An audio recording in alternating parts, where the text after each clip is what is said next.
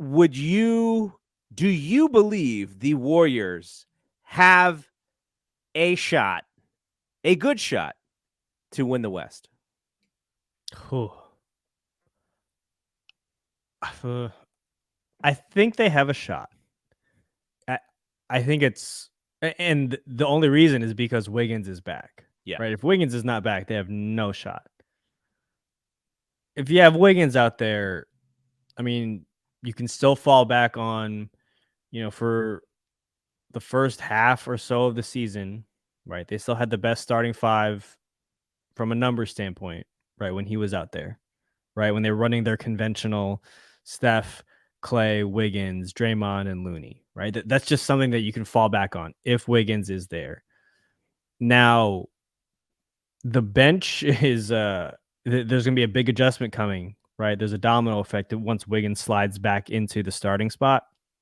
How do they handle it? And they just have a lot of guards, right? They have a lot of wings, right? So not a lot in terms of size, and obviously you can throw JaMychal Green in there a little bit He for has not spurts, but played. he's not playing, Yeah. right? So you're just gonna throw him in there in kind of the most important games, and maybe you can, in a 7-game series, you can game plan him in, right, for like certain spurts here and there, and You know in who their certain bigs halves. are? Looney, Loon, Draymond, yeah, Kuminga, and Clay. yeah. Well, Clay's Clay's like a stretch four at this point, or like a he's yeah. he's got to slide out. I mean, you see him banging underneath trying to get rebounds And because he's not bad. I no, mean, no, he's fine. I mean, it's different for him, for sure. He never had to really do that in his entire career. Not a great rebounder, but he's got a little bit of size and he's got some strength there, some old man strength as he gets a little older. So it kind of works because then you flip it around on offense, and then whoever's playing four has got to go out to the perimeter with him. So in some instances it works, but yeah, Anthony Lamb slides into play four. Like when Iguodala was playing, he was playing a lot of four.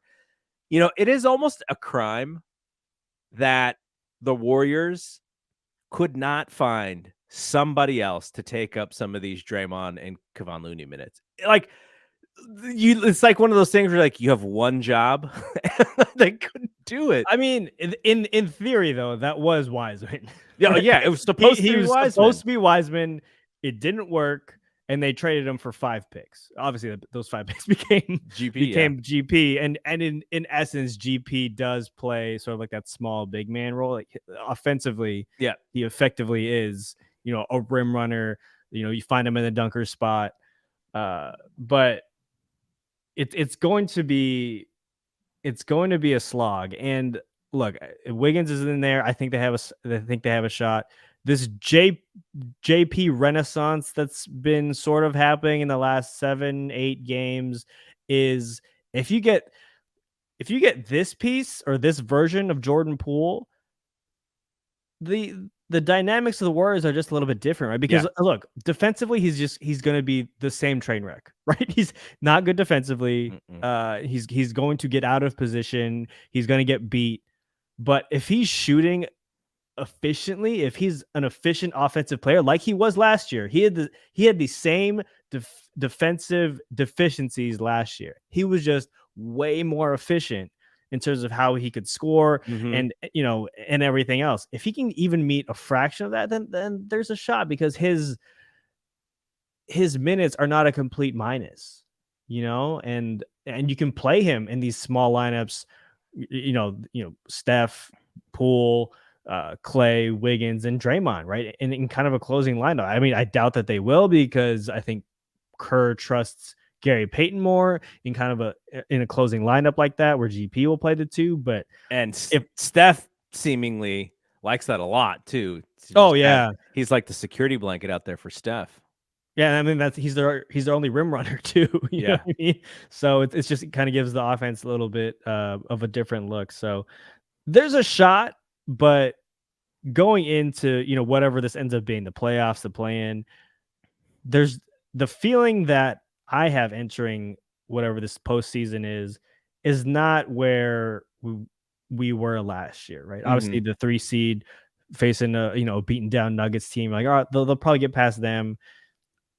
Once they beat the Grizzlies, there was a sense, where you felt like they could actually win this whole thing. Yep.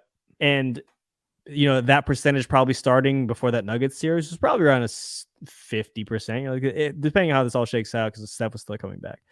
I don't even know if it's that high, man. Starting these playoffs, it might be kind of around like a 20-30% confidence approval rating, whatever you want to call it. So I think the Sacramento series, if that is where they play, will tell them a lot, right? Because totally. if they have what it takes, they will beat up on the Kings. And if they don't, and the Kings boat race them, then you're like, yeah, that's the Warriors team that I saw all year long.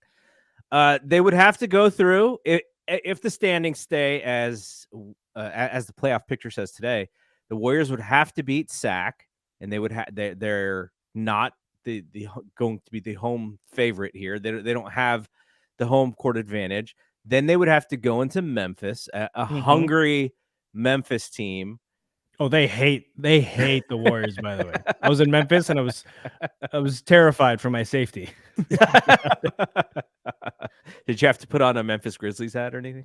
Oh, no. It was just being in, we obviously did a live show out there, and a couple of teams were thrown out during the show, just in terms of like, what do you think about this team in the West? Right.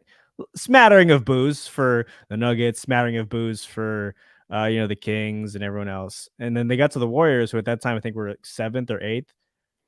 When I tell you the vitriol that came out of these nice Southern people's mouths was shocking. It was, again, I made a choice. I made a business choice and a life choice to not reveal my family to anyone that was in a 2-mile radius. That's amazing. So then you'd have to go through the Grizzlies, and then if you get out of there, then you're facing either Denver or Phoenix. And again, without home court advantage, the one playoff scenario that I think a lot of Warriors fans are trying to talk themselves into is the repeat of when the Rockets at 6. Yeah, the Rockets at 6. They win the West, and then they go and beat the Orlando Magic in the finals. That is the scenario that it would take, which is, there was no real, like, Phoenix was a good team back then. Utah was a good team back then. Seattle was good back then, but there were no killers.